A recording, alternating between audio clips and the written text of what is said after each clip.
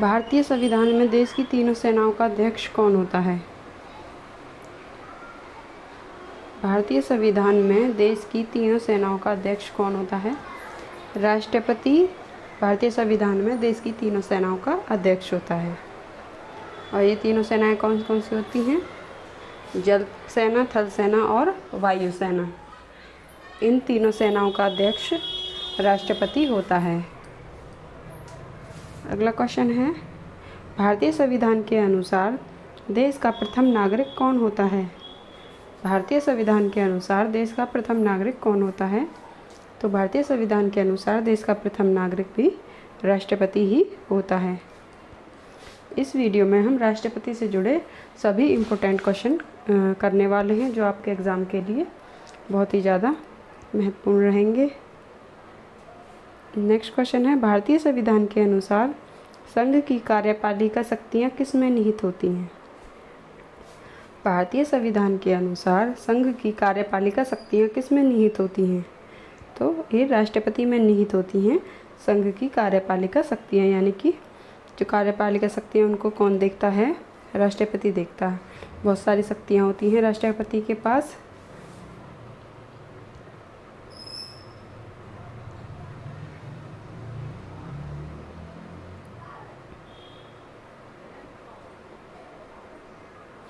भारत के राष्ट्रपति निर्वाचित होने के लिए न्यूनतम आयु कितनी होनी चाहिए? तो भारत का राष्ट्रपति बनने के लिए जो कम से कम आयु है वो कितनी होनी चाहिए? 35 वर्ष की आयु होनी चाहिए भारत का राष्ट्रपति निर्वाचित होने के लिए। 35 वर्ष से कम आयु नहीं होनी चाहिए।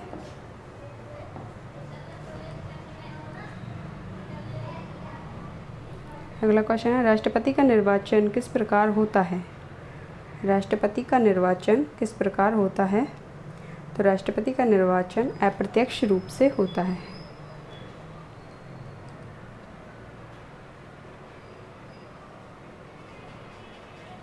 राष्ट्रपति पद के लिए निर्वाचन हेतु कौन सी पद्धति अपनाई जाती है?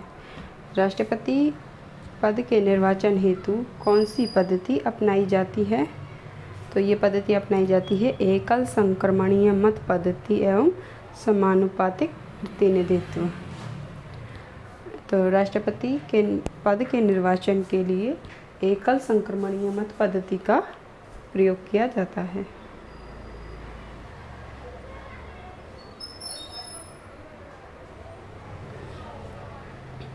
राष्ट्रपति पद के चुनाव संबंधी विवाद को किसे निर्देशित किया जाता है? यानी कि राष्ट्रपति के चुनाव से संबंधित जो भी विवाद, यानी कि कोई भी लड़ाई झगड़ा होता है राष्ट्रपति के चुनाव से संबंधित, तो उसे कहाँ पर भेजा जाता है? तो उसे उच्चतम न्यायालय में भेजा जाता है। कहाँ पर भेजा जाता है? उच्चतम न्यायालय में। राष्ट्रपति के चुनाव से संबंधित कोई भी विवाद होता है तो उसे उच्चतम न्यायालय में भेजा जाता है। राष्ट्रपति पद का चुनाव किसके द्वारा संचालित किया जाता है? राष्ट्रपति पद का चुनाव किसके द्वारा संचालित किया जाता है? राष्ट्रपति का चुनाव निर्वाचन आयोग के द्वारा संचालित किया जाता है। राष्ट्रपति पद का चुनाव है जो वो निर्वाचन आयोग के द्वारा संचालित किया जाता है।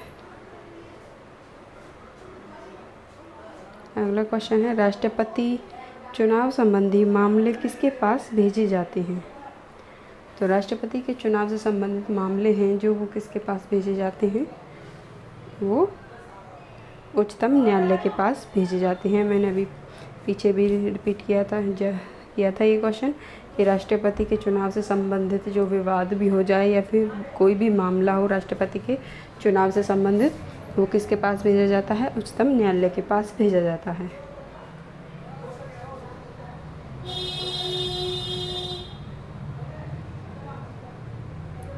राष्ट्रपति पद के उम्मीदवारों को चुनाव प्रचार हेतु कितना समय मिलता है?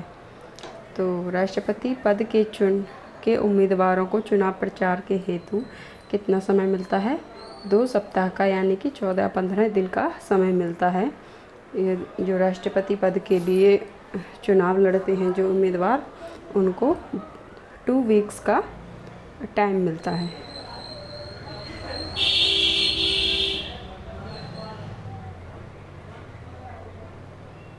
अगला क्वेश्चन है, भारत के राष्ट्रपति का चुनाव कितने वर्षों के लिए होता है?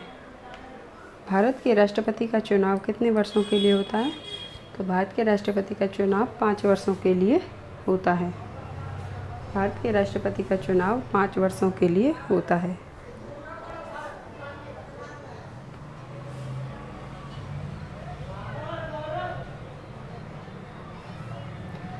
राष्ट्रपति के निर्वाचन के लिए गठित जो निर्वाचक मंडल होता है उसमें कौन कौन सम्मिलित होता है? राष्ट्रपति के निर्वाचन के लिए गठित जो निर्वाचक मंडल होता है उसमें कौन कौन सम्मिलित होता है तो इसमें कौन कौन सम्मिलित होता है? जब राष्ट्रपति का निर्वाचन किया जाता है कि मतलब कि राष्ट्रपति को बनाया जाता है तो वहाँ पे एक जैसे कि बैठक होती है, तो उसमें कौन कौन सम्मिलित होता है? उसमें होता है स्थानीय संसद यानी कि लोकसभा और राज्यसभा सम्मिलित होती है, और राज्य की विधानसभाओं के जो सभी निर्वाचित सदस्य होते हैं वो सम्मिलित होते हैं निर्वाचक मंडल में। लोकसभा, राज्यसभा के सदस्य और विधानसभाओं के सदस्य सम्मिलित होते हैं जो राष्ट्रपति का निर्वाचन किया जाता है।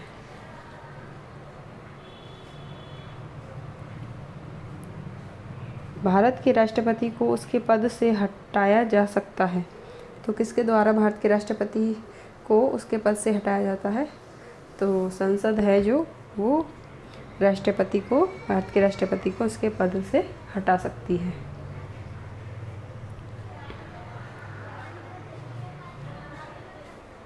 भारत के राष्ट्रपति को पद से हटाने की प्रक्रिया क्या है?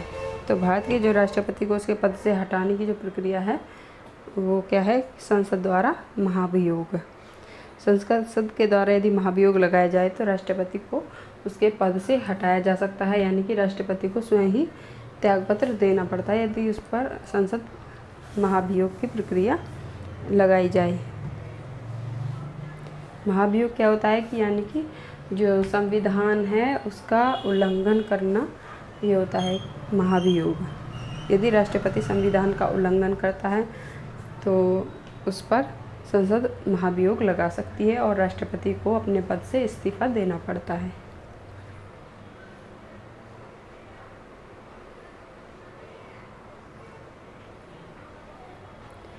राष्ट्रपति पर महाभियोग का आरोप संसद के किस सदन द्वारा लगाया जाता है?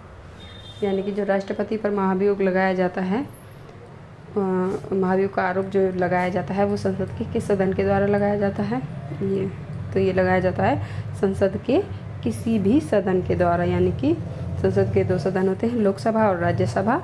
तो लोकसभा भी लगा सकती है और राज्यसभा, दोनों ही सदनों को ये अधिकार है कि राष्ट्रपति पर जो महाभियोग लगा सकती है।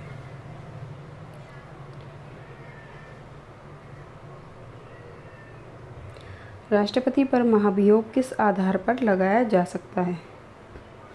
राष्ट्रपति पर महाभियोग किस आधार पर लगाया जा सकता है?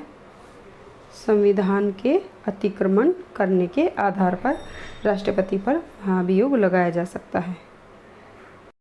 नेक्स्ट क्वेश्चन है, राष्ट्रपति पर महाभियोग की प्रक्रिया किस देश के संविधान से ली गई है? तो जो राष्ट्रपति पर महाभियोग लगाया जाता है वो प्रक्रिया का किस देश के संविधान से ली गई है? तो ये ली गई है संयुक्त राज्य अमेरिका के संविधान से ली गई है राष्ट्रपति पर महाभियोग की प्रक्रिया का। अगला क्वेश्चन है, भारतीय राष्ट्रपति को किस परिस्थिति में अपने पद से त्यागपत्र देना पड़ता है? भारतीय राष्ट्रपति को किस परिस्थिति में अपने पद से त्यागपत्र देना पड़ता है? तो किस परिस्थिति में? महाभियोग लगने पर राष्ट्रपति को अपने पद से त्यागपत्र देना पड़ता है। राष्ट्रपति पर यदि महाभियोग लगाया जाता है तो राष्ट्रपति को अपने पद से त्यागपत्र देना पड़ता है।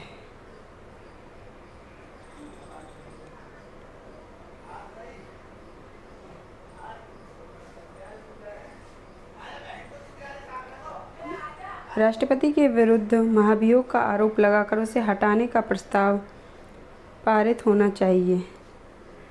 तो राष्ट्रपति के विरुद्ध महाभियोग का आरोप लगने पर उसे हटाने का प्रस्ताव कहाँ कहाँ से पारित होना चाहिए? तो संसद के 2/3 बहुमत से पारित होना चाहिए। यानी कि संसद के 2 सदन होते हैं, जैसे लोकसभा और राज्यसभा, तो उनके कम से कम उसमें जो सदस्य होते हैं लोकसभा और राज्यसभा में, उनमें जो सदस्य होते हैं उनमें से जो 2/3 सदस्यों की बहुमत होना यानी कि अनुमति होनी चाहिए कि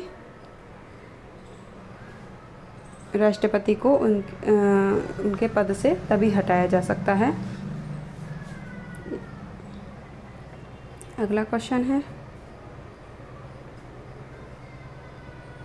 राष्ट्रपति को कौन पद और गोपनीयता की शपथ दिलाता है?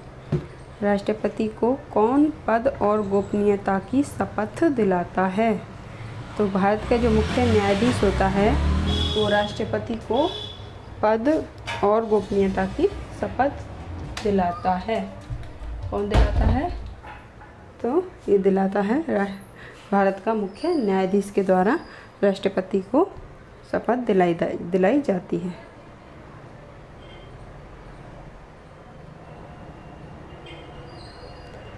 नेक्स्ट क्वेश्चन है, लोकसभा एवं राज्यसभा में राष्ट्रपति द्वारा मनोनीत सदस्यों की कुल संख्या कितनी है?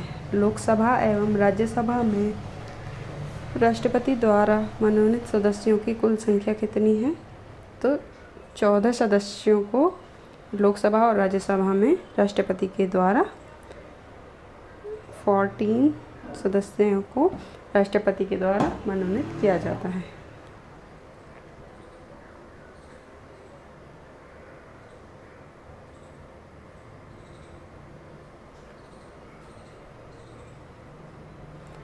किसी भी अभियुक्त को फांसी की सज़ा को बदलने या कम करने का अधिकार इसे दिया गया है।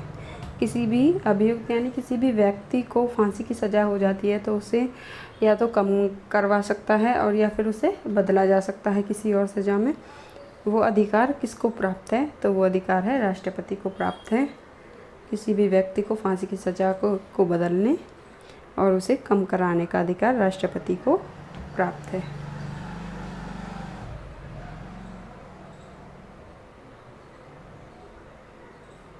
नेक्स्ट क्वेश्चन है, वित्त बिल के लिए किसकी पूर्व स्वीकृति आवश्यक है? वित्त बिल के लिए किसकी पूर्व स्वीकृति आवश्यक है? तो ये आवश्यक है भारत के राष्ट्रपति की पूर्व स्वीकृति आवश्यक है वित्त बिल के लिए।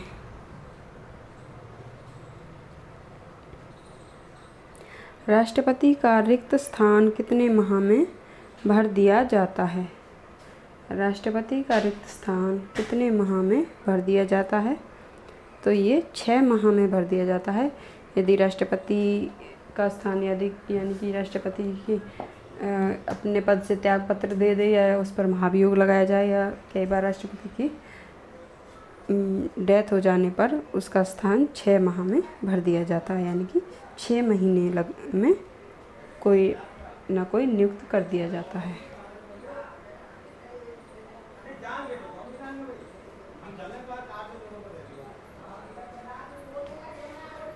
केंद्रीय मंत्रिमंडल के मंत्रियों की नियुक्ति कौन करता है? केंद्रीय मंत्रिमंडल के मंत्रियों की नियुक्ति कौन करता है? तो ये राष्ट्रपति के द्वारा की जाती है। केंद्रीय मंत्रिमंडल के मंत्रियों की नियुक्ति राष्ट्रपति के द्वारा की जाती है। राष्ट्रपति अपना त्यागपत्र किसे सौंपता है? राष्ट्रपति अपना त्यागपत्र किसे सौंपता है? तो राष्ट्रपति अपना त्यागपत्र उपराष्ट्रपति को सौंपता है। किसे सौंपता है? उपराष्ट्रपति को। राष्ट्रपति के त्यागपत्र की सूचना उपराष्ट्रपति किसको देता है? राष्ट्रपति के त्यागपत्र की सूचना उपराष्ट्रपति किसको देता है? यदि राष्ट्रपति के द्वारा त्यागपत्र दे दिया जाए तो इसकी सूचना उपराष्ट्रपति लोकसभा के अध्यक्ष को देता है।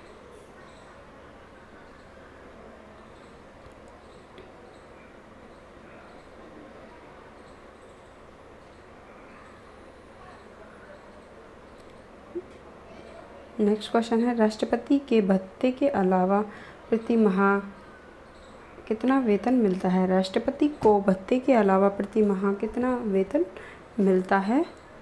तो राष्ट्रपति को भत्ते के अलावा हर महीने 1 लाख रुपए का वेतन मिलता है। कितना वेतन मिलता है राष्ट्रपति को? 1 लाख रुपए का वेतन मिलता है। यदि मृत्यु, त्यागपत्र अथवा हटाए जाने की स्थिति में भारतीय राष्ट्रपति का पद रिक्त हो जाए तो उस पद का कार्यभार कौन संभालेगा? तो यदि राष्ट्रपति की मृत्यु हो जाए या वो त्यागपत्र दे दे या फिर राष्ट्रपति को हटा दिया जाए, तो भारत के राष्ट्रपति की पद को यदि रिक्त हो जाए तो उसका कार्यभार कौन संभालता है उस बीच में? तो उस बीच में उपराष्ट्रपति संभालता है और 6 महीने के अंदर ही दूसरे राष्ट्रपति की नियुक्ति कर दी जाती है।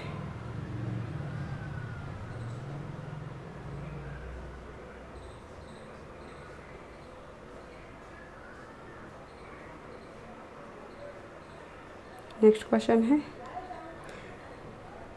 किसी मृत्यु दंड पाए अपराधी को क्षमा दान देने की शक्ति किसे प्राप्त है? किसी मृत्यु दंड पाए अपराधी को क्षमा दान देने की शक्ति किसे प्राप्त है?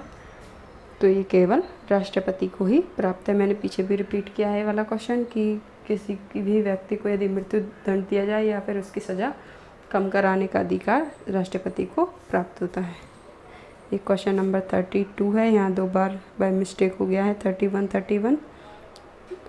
तो ये क्वेश्चन है, संसद का अधिवेशन बुलाने का काम कौन करता है? संसद का अधिवेशन बुलाने का काम कौन करता है? तो ये राष्ट्रपति का काम होता है। संसद का अधिवेशन बुलाने का काम राष्ट्रपति करता है।